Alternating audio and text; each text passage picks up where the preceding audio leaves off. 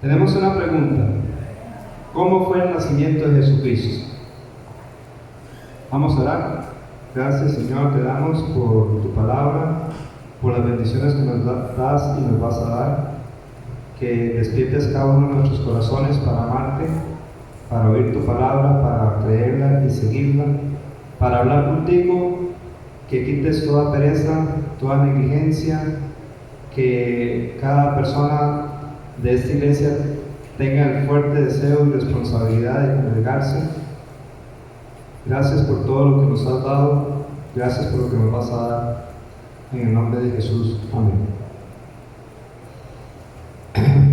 Mateo 1, 18 al 25, lo hemos leído, lo hemos estudiado, así que entonces cuando ya sabemos algo, es de mucha bendición porque se activa ese conocimiento al recibirlo nuevamente.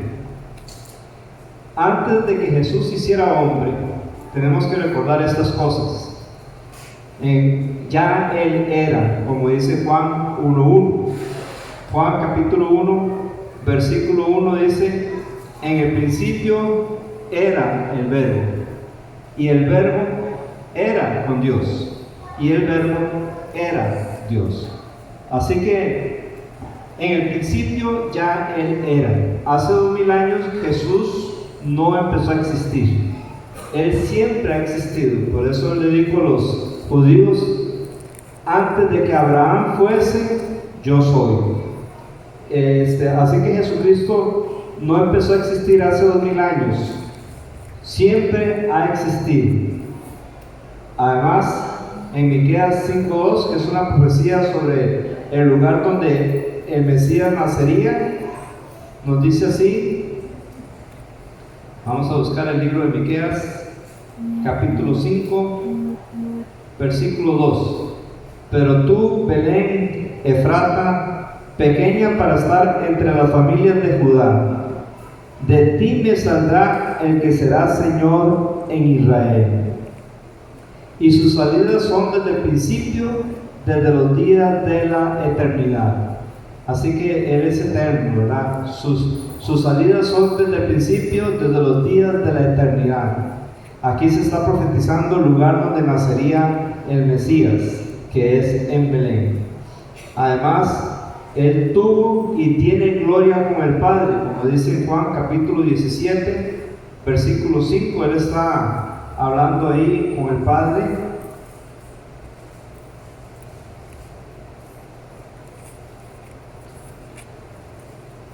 Ahora pues, Padre, glorifícame tú al lado tuyo con aquella gloria que tuve contigo antes que el mundo fuese. Antes de que el mundo existiera, antes de que existiera esta creación, no existía nada, solo Dios y el Padre y el Hijo, el Espíritu Santo. Solo Dios estaba en eternidad, no existía nada. Él no necesita nada.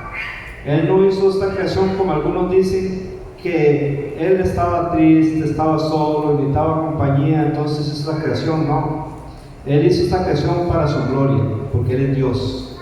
Y ya Jesús estaba, y Él le dice aquí: glorifícame al lado tuyo con aquella gloria que tuve contigo antes que el mundo fuese. Además, la Biblia nos dice en el libro de Hebreos 1, del 8 al 12, que Jesucristo es Dios, es Rey y es Creador.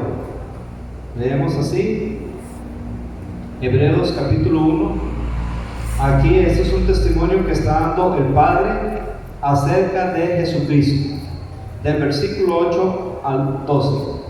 Cuando dice ahí en el versículo 8, mas del Hijo dice, esto es lo que el Padre, Dios el Padre, está diciendo acerca de Jesucristo. Vean lo que dice el Padre: tu trono, oh Dios, así le dice el Padre, por el siglo del siglo, cetro de equidad es el cetro de tu reino. Aquí también está diciendo que Él es Rey. Has amado la justicia y aborrecido la maldad, por lo cual te ungió Dios, el Dios tuyo, con óleo de alegría más que a tus compañeros. Y, o sea, el Padre sigue hablando. Y tú, oh Señor, en el principio fundaste la tierra y los cielos son obra de tus manos. Ellos perecerán, mas tú permaneces, y todos ellos envejecerán como una vestidura. Como un vestido los envolverás y serán mudados, pero tú eres el mismo y tus años no acabarán. Esto dice el Padre acerca de Jesucristo. En Hebreos 13:8 dice: Jesucristo es el mismo, ayer, hoy y para siempre. Por lo tanto, el nacimiento de Jesucristo es un nacimiento de que Él se hace hombre, no de que empieza a existir. Y eso yo creo que nunca tenemos que olvidarlo. Ok, esa pregunta de este mensaje, ¿cómo fue el nacimiento de Jesucristo? En Mateo 1:18 nos da la respuesta. Vamos a Mateo capítulo 1, versículo 18.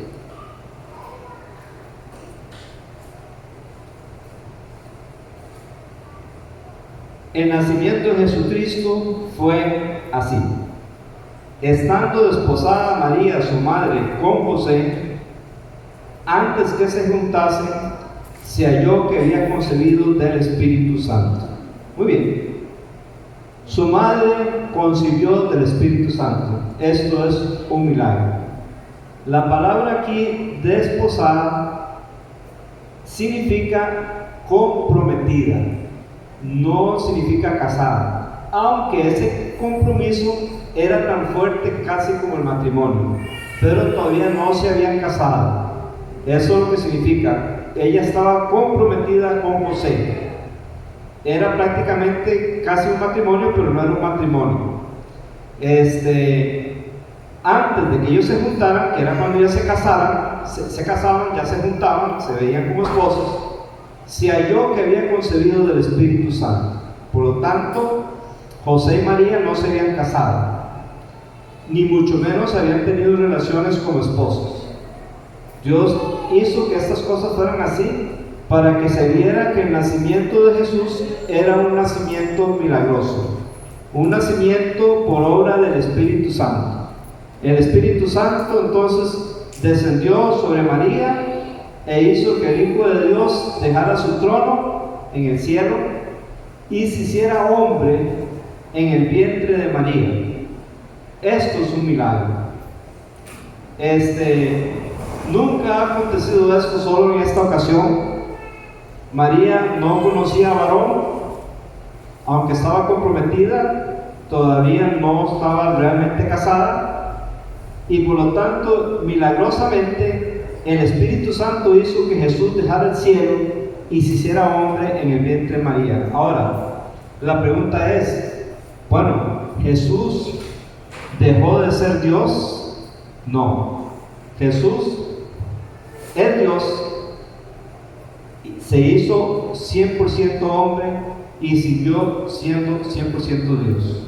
No dejó de ser Dios.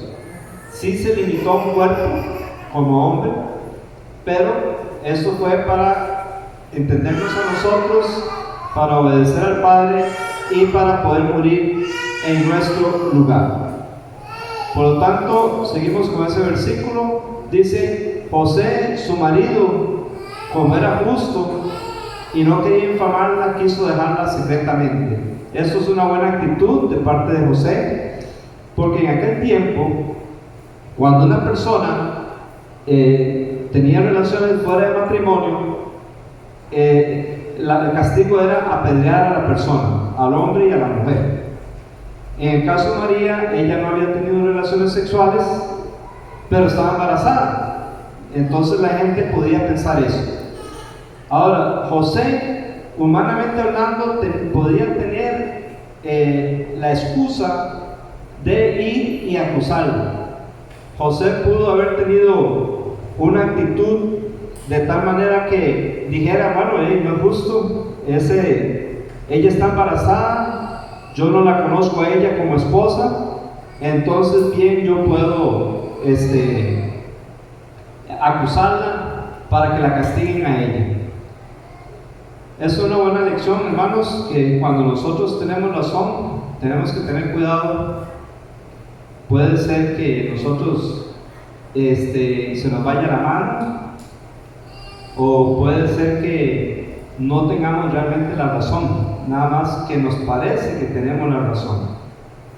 Entonces es bueno hacer las cosas con precaución. José era justo, era un pecador que se había arrepentido y que había sido justificado por Dios por la fe, porque aún en el Antiguo Testamento la gente era salva también por fe. Nadie pudo guardar la ley. Él no quiso infamarla y por eso quiso dejarla secretamente, para no ponerla en mal a ella. Eso es una buena actitud. Sigue diciendo en el versículo 20, nos habla de una buena conciencia y pensando él en esto. ¿Qué sucedió? José se durmió. Si él hubiera tenido una mala actitud, quizás no se hubiera podido dormir. Y pensando él en esto, dice: he aquí un ángel del Señor le apareció en sueños. Recuerden, una buena conciencia es una bendición. ¿Okay? De hecho, un pastor decía: la mejor almohada es una buena conciencia. José pudo dormir, a pesar de que tuvo que dejar a su esposa secretamente. Pudo dormir porque él no la infamó. Y ahí Dios se manifestó. En el Salmo 16, la Biblia nos dice que aún en las noches me enseña a mi conciencia. Y aquí vemos a José dormido y Dios instruyéndole en medio de sus sueños. Y he aquí un ángel del Señor le apareció en sueños y le dijo: José, hijo de David. José era hijo de David, pero Jesús no nació de José, porque ya vimos en las clases que Onías o Conanías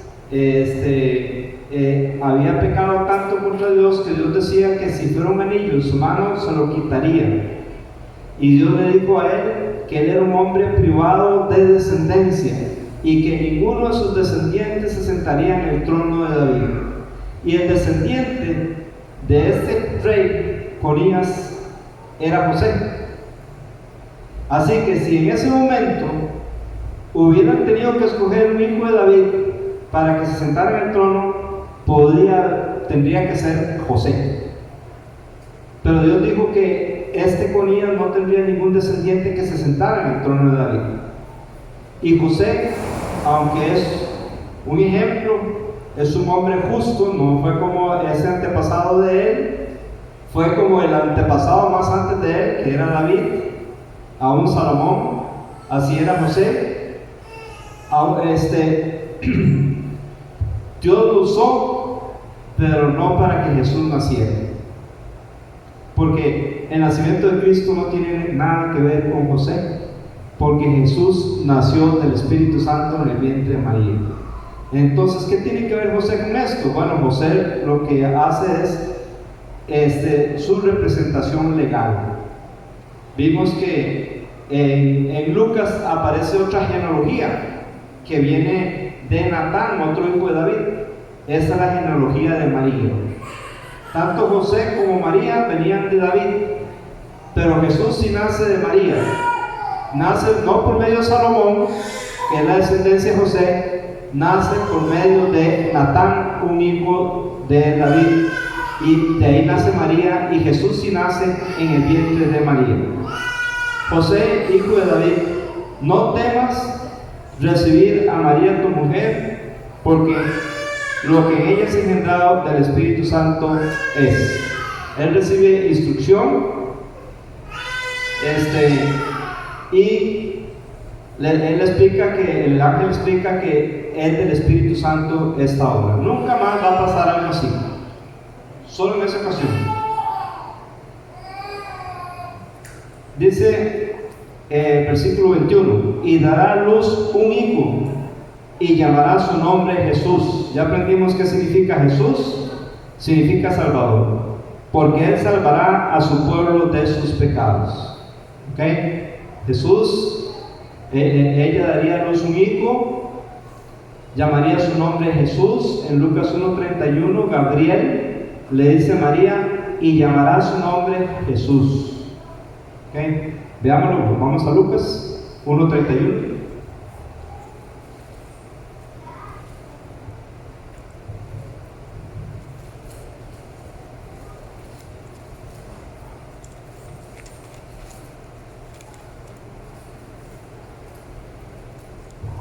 Y ahora concebirás en tu vientre y darás a luz un hijo y llamarás su nombre Jesús.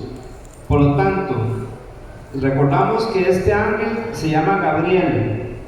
A la primera persona que le dice que este niño se llamaría Jesús es a María. A la segunda persona que le dice que se llamaría Jesús es a José. Aunque en el libro de Mateo no nos dice que fuera Gabriel, por lo que dice Lucas capítulo 2, versículo 21, cumplidos los 8 días para circuncidar al niño, le pusieron, José y María, le pusieron por nombre Jesús, el cual le había sido puesto por el ángel antes que fuese concebido. No dice por los ángeles, por lo tanto podemos deducir que el ángel que habló con José también era Gabriel.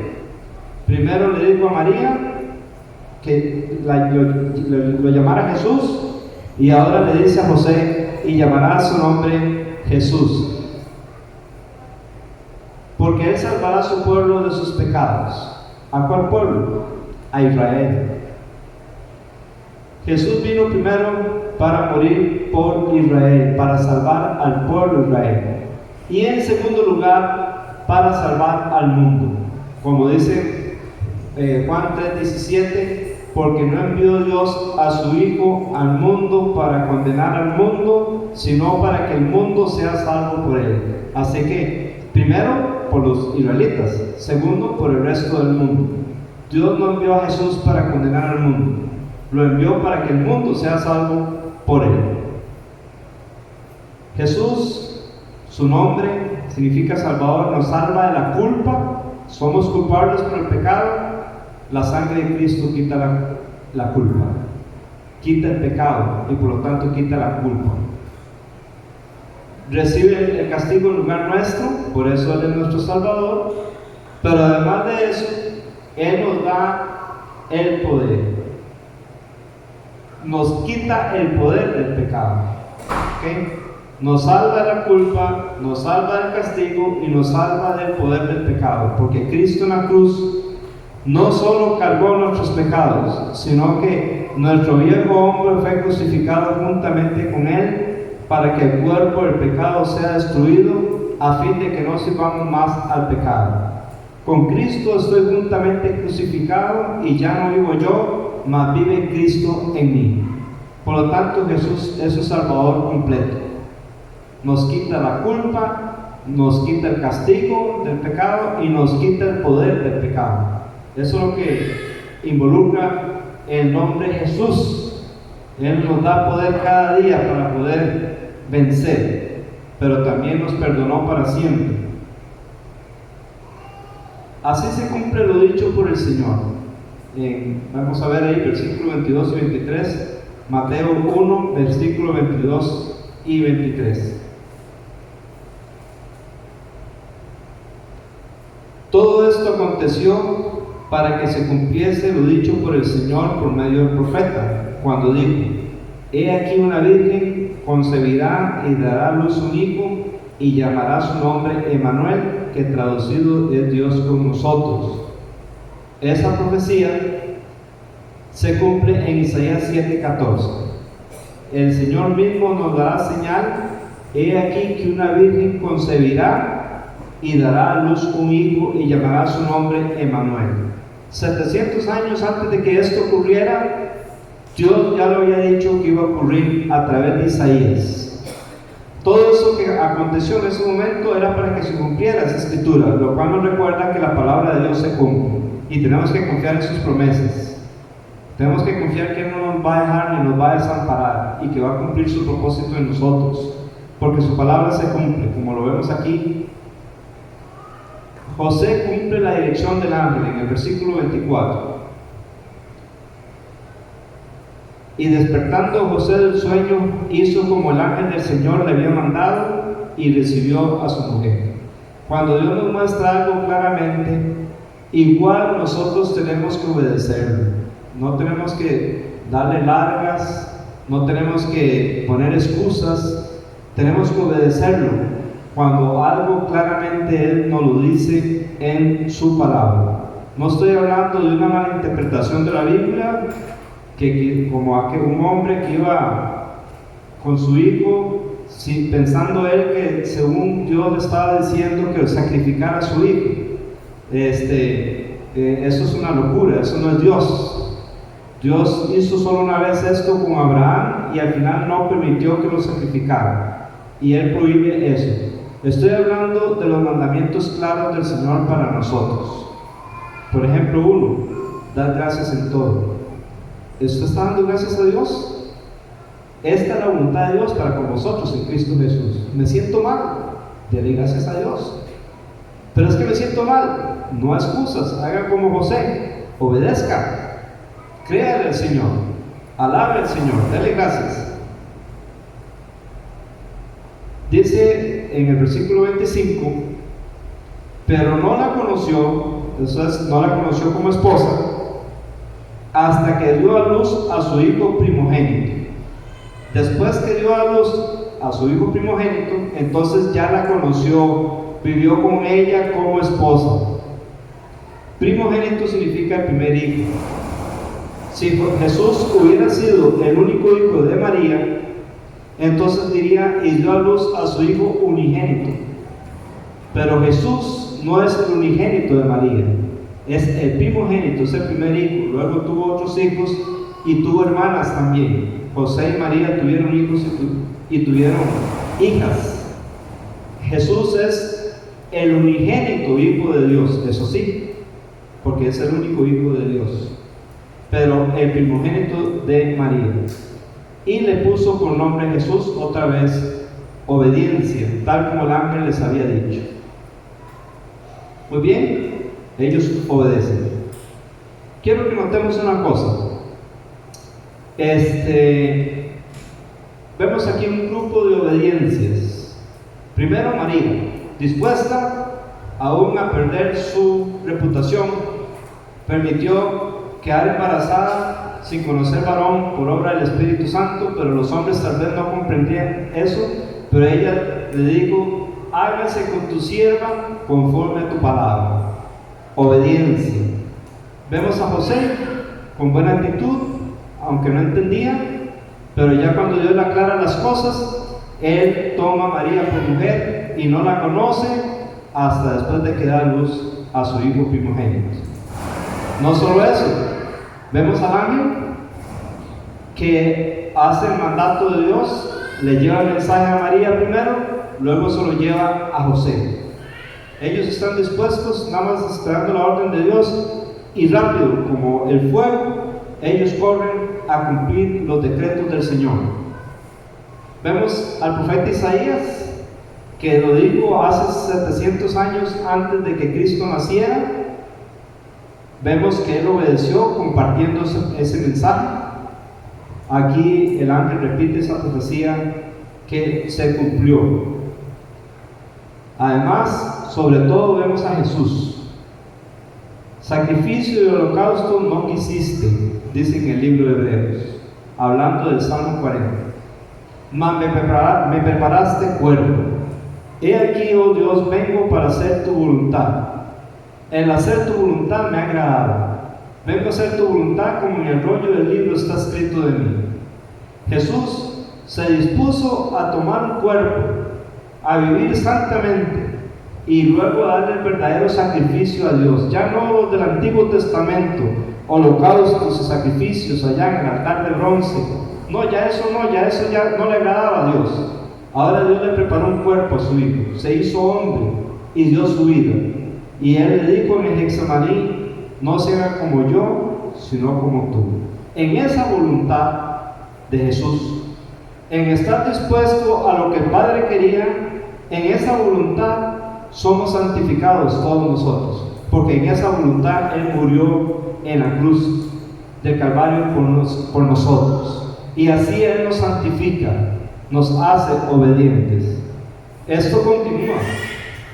La obediencia sigue, por ejemplo, el grupo de los obedientes, por así decirlo, sigue con los magos después en Mateo. Luego sigue con Juan el Bautista. Luego sigue con los discípulos. Son grupos de gente o personas que obedecen. Luego sigue las naciones, porque los discípulos de una u otra forma se van a las naciones, y hay gente dentro de las naciones que creemos. Y de hecho van a haber naciones que van a ser salvas, dice la Biblia. Y por último, vamos a ver al pueblo de Israel también como un pueblo que va a obedecer a Dios. Israel es el pueblo físico de Dios. No es que Dios ya quitó a Israel y ahora es la iglesia. Israel sigue siendo el pueblo físico de Dios. La iglesia es el nuevo pueblo de Dios. Pero no, Dios no ha olvidado a Israel. En el futuro, cuando Jesús venga por nosotros, 144,000 judíos se van a convertir. Y al final, todo el pueblo de Israel se va a convertir. Otro grupo de obedientes. Jesús es su Salvador. Crea, eso es lo que salva, creer. Usted tiene que creer, vea que está claro. Dios ha cumplido su palabra, nos la ha enseñado, el Espíritu Santo nos da testimonio. Usted lo que tiene que hacer es creer. Crea eso. Si usted cree, usted va a ser salvo por la fe. Vamos a orar. Padre, gracias te damos por tu palabra. Te rogamos, Señor, que si hay personas que no han creído, que hoy puedan creer, te puedan creer a ti y puedan recibir tu salvación a través de Jesús. En el nombre de Él. Amén.